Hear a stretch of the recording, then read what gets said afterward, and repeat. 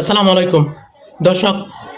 5 আগস্টের পরে ডক্টর মোহাম্মদ ইউনূস ক্ষমতা গ্রহণ করে এর কয়েক মাস পরে এনসিপি নামে একটা দল প্রতিষ্ঠিত হয়। এই দলটা প্রতিষ্ঠিত হওয়ার পর থেকেই বিভিন্ন রকম সমালোচনা, বিভিন্ন রকম আলোচনা সারা দেশের মধ্যে বয়ে যাচ্ছে। সেই সমালোচনা, সেই আলোচনা এখনও চলছে এবং এই দলের যারা তরুণ নেতাকর্মী আছে তারাও বিভিন্ন সময় বিভিন্ন রকম অনৈতিক কর্মকাণ্ডের সাথে জড়িয়ে এই দলটাকে আরও সমালোচনার মুখে ঠেলে দিচ্ছে এবং দলের যতটুকু সুনাম ছিল, দলটার উপরে মানুষের যতটা ভরসা ছিল, সবটাই মানুষের উঠে গেছে। নতুন করে আবার এক সমালোচনার জন্ম দিলে এনসিপির আরেক নেতা। এনসিপির একজন নেতা হচ্ছে নিজাম। তিনি 5 লক্ষ টাকা চাঁদা চান এবং সেই ভিডিওটা সোশ্যাল মিডিয়াতে ভাইরাল হয়ে যায়। এটা নিয়ে এখন চলছে সারা দেশে নানান আলোচনা সমালোচনা, যেখানে এনসিপির নেতাকর্মী নাহিদ ইসলাম, হাসনাত আবদুল্লাহ, সার্জিস আলম তারা বলছেন যে বিএনপি একটা চাঁদাবাজির দল, বিএনপির সর্বত্র চাঁদাবাজি করে, আমরা দেশ থেকে চাঁদাবাজ দূর করব। কিন্তু সেই এনসিপির নেতাকর্মীরা যখন চাঁদাবাজের মধ্যে জড়িয়ে পড়ে, চাঁদাবাজের মধ্যে এরকম জঘন্যতম কাজে জড়িয়ে পড়ে, তখনই সেটা তো সমালোচনা হবে। এবং আমি মনে করি যে এনসিপি এখন তারা যেভাবে নিজেদের বিভিন্ন চাঁদাবাজের সাথে জড়িত এই তথ্যগুলো সামনে আসছে, তাদের এই বিষয় নিয়ে কথা বলার তারা অধিকার হারিয়েছে। কারণ যারা এইসব বিষয় জড়িত তাদের মুখে তো এটা শোভা পায় না, তাই না? কারণ যে যেই কাজ করবে সেই কাজের সমালোচনা করার অধিকার তার নাই। যেমন বিএনপিও একইভাবে, তারা একটা চাঁদাবাজি দল। জামাত ইসলামে দেখা যায় এখন কিছু কিছু চাঁদাবাজ, সেটা মানুষের সামনে আছে সোশ্যাল মিডিয়ার কল্যাণে। কাজে আমি মনে করি যে বাংলাদেশের কোনো দলই একটা দলের চাঁদাবাজি করলে আরেক দলের বিরুদ্ধে কাদা ছুড়োছুড়ি করা কিংবা সেই দলের বিরুদ্ধে কথা বলার তাদের অধিকার নাই। কারণ প্রত্যেকটা দলই চাঁদাবাজ, কোনো দলে আপনি স্বচ্ছ মানুষ পাবেন না। এনসিপি যেই একটা প্রতিশ্রুতি নিয়ে প্রতিষ্ঠিত হয়েছে, সেই প্রতিশ্রুতি তারা কতটুকু পালন করতে পেরেছে? কিছুদিন আগে এনসিপির একটা চাঁদাবাজির ভিডিও ভাইরাল হয়েছে। এর আগে এনসিপির যে একজন সমন্বয়ক মিরপুরে রিয়াদ, সেও চাঁদাবাজির সাথে জড়িত ছিল এবং সেই ভিডিওটা মানুষের সামনে আসছে, সেটা নিয়ে কত আলোচনা হচ্ছে। এখন নতুন করে আরেকজন চাঁদাবাজ সামনে আছে, তার নাম হচ্ছে নিজাম। তিনি 5 লক্ষ টাকা চাঁদা চাইছেন এবং সেই ভিডিওটা সোশ্যাল মিডিয়াতে ভাইরাল হয়েছে।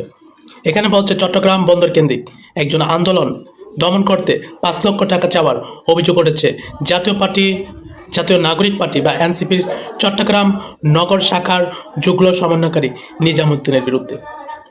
সামাজিক যোগাযোগ মাধ্যমে ভাইরাল হওয়া একটি ভিডিওতে তাকে অর্থ লেনদেন সংক্রান্ত কথোপকথনে জড়িত থাকতে শোনা যায়।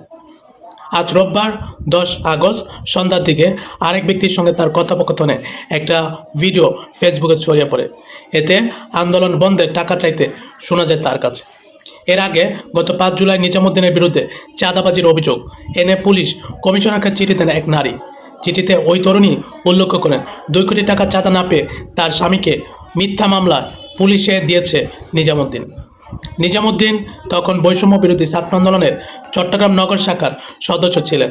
অভিযোগের পরে তার পদ স্থগিত করা হয়, পরে তাকে পদ ফিরিয়ে দেওয়া হয়। এই যে কাজকর্মগুলো, পদ স্থগিত করার পরে আবার পদ ফিরে দেওয়া, এটাতেই চাঁদাবাজি বন্ধ হবে না। একবারে যারা বহিষ্কার করা হবে তাকে একদম দলের থেকে যদি সারা জীবনের জন্য ব্যান করে দেওয়া হয়, তাহলে হয়তো কিছুটা নিয়ন্ত্রণ হতে পারে। প্রত্যেকটা দলে এই কাজই করে। যখন তার কোনো দলের সদস্যের বিরুদ্ধে চাঁদাবাজির অভিযোগ ওঠে, তারা 9 মাস, 1 বছর, 6 মাসের জন্য তাকে ব্যান করে দেয়, তাকে দল থেকে স্থগিত দেয়। আবার আপনি যদি সেই 9 মাস, 6 মাস পরে যদি তাকে আপনি দলে আনেন, তাহলে কি সে শুধরাবে? কখনোই শুধরাবে না। সে আবার সেই সুযোগটা নেবে, সেই 6 মাস, 9 মাসের জন্য ভালো থাকবে। তাদেরকে যদি একবারের জন্য ব্যান করে দেওয়া যায়, একবারের জন্য দলকে চিরস্থায়ী বহিষ্কার করে দেওয়া যায়, তাহলে হয়তো এটা শুদ্ধ হতে পারে। তাছাড়া এনসিপির নতুন দল মানুষকে প্রত্যাশা দেয় যে তারা একটা চাঁদাবাজি মুক্তহীন একটা দল দেশ তারা করতে চায়, দুর্নীতিহীন একটা দেশ করতে চায়। এখন তারা নিজেরই তো চাঁদাবাজি করে, তারা নিজেরই তো দুর্নীতি করে, তাহলে তারা কীভাবে দুর্নীতিহীন একটা দেশ করবে? এটা কি পসিবল? এটা কখনোই পসিবল না। ঠিক আছে, তো যদি জানতো যে আগস্টের পরে এই নতুন সরকার ক্ষমতা নেওয়ার পরে দেশের এখন যে পরিস্থিতি আছে, এই পরিস্থিতি ক্রিয়েট হবে, হয়তো বা ছাত্র জনতা সেদিন শেখ হাসিনা পতনের আন্দোলনে যোগদান দিত, তারা সেই আন্দোলনে তারা জয়েন হইতো না বা তারা রাস্তায় নেমে আসতো না। যাক, শেখ হাসিনার সবচেয়ে বড় ভুল হয়েছে যে যেই ছাত্রগুলো মেরে ফেলেছিল, এখন শেখ হাসিনা মারুক আর অন্য কেউ মারুক, এটা দুইটা পাল্টা বক্তৃতা আছে। যারা আওয়ামী লীগ আছে তারা বলছে যে না, এটা আওয়ামী লীগ মারে নাই, শেখ হাসিনা মারে নাই, এটা মারছে যারা আন্দোলন ছিল তারা এটা চক্রান্ত করে মারছে শেখ হাসিনার প্রতি মানুষকে ক্ষোভ বাড়ানোর জন্য। আবার যারা শেখ হাসিনার বিরুদ্ধে ছিল তারা বলছে শেখ হাসিনা না মারলে কে মারছে, সেখানে বুলেটের আলামত পাওয়া গেছে, প্রমাণ পাওয়া গেছে, টিয়ার সেলের গ্যাসের প্রমাণ পাওয়া গেছে, বিমান থেকে গুলি করার সেই প্রমাণ পাওয়া গেছে, তাহলে সেটা কে মারছে? এটা নিয়ে অনেক আলোচনা আছে। যাই হোক না কেন, আমি বলবো যে সেটা শেখ হাসিনার দায়, যারে মারুক না কেন তার সেটা দমন করার মতো ক্ষমতা থাকতো। হইতো তার ক্ষমতা থাকে নাই দেখা সে তাকে যেতে হয়েছে, ঠিক আছে। যাই হোক, যদি আমরা জানতাম যে বাংলাদেশের 5ই আগস্ট পরবর্তীতে দেশটার এরকম একটা অবস্থা হবে, তাহলে হয়তো আমরা কখনোই সে সমর্থন করতাম না। আজকে তো এনসিপি নামক একটা দলও প্রতিষ্ঠিত হতো না, বাংলাদেশে আজকের এই অবস্থা হইতো না। যদিও মানুষ অনেকে বলে যে তারা বাক স্বাধীনতা পেয়েছে, আমি জানি না কতটুকু পেয়েছে।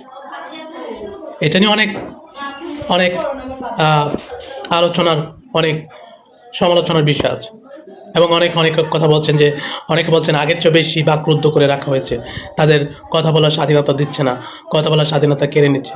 ভ্যারাইটিস ধরনের জিনিস আমরা সোশ্যাল মিডিয়াগুলো দেখতে পাচ্ছি। এখন কোনটা কতটা সত্য কতটা মিথ্যা, তবে দেশের আইন শৃঙ্খলা পরিস্থিতি যে অবনতি হয়েছে এটা মিথ্যা নয়, এটা তো সত্য।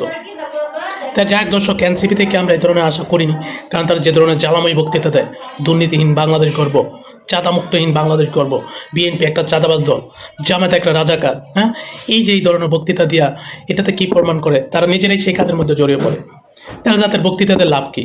মানুষ তো তাদের এই বক্তৃতা খাবে না, তাই না? কাজে এনসিপির এই ধরনের কর্মকাণ্ড থেকে দূরে সরে আসা উচিত, এবং তাদের দলটা অলরেডি অনেকটা তাদের সুনাম ক্ষুণ্ণ করে ফেলছে বিভিন্ন কর্মকাণ্ডের মাধ্যমে। যেমন কয়েকদিন আগে তুষারের একটা যে নারীকাণ্ড গেল, এই ভ্যারাইটিস কারণে আর কি দলটা অনেক সমালোচনা করছে। যাক দর্শক, এই ধরনের কর্মকাণ্ড সত্যি প্রত্যেকটা দলের জন্য দুঃখজনক। এই ধরনের কর্মকাণ্ড থেকে আমাদের বিরত থাকা উচিত। ভালো থাকবেন, আসসালামু আলাইকুম।